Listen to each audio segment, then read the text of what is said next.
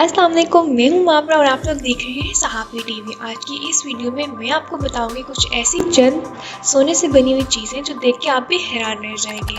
Number 1 पे हमारे पास मौजूद है ऑस्ट्रेलियन कैंगरू गोल्ड कॉइन। ये कोई दिखने जैसा आम गोल्ड कॉइन नहीं है, ना तो ये गोल्ड कॉइन वैसा है जो पुराने ज़माने में तजारत के दौरान इस्तेमाल किया जाता था।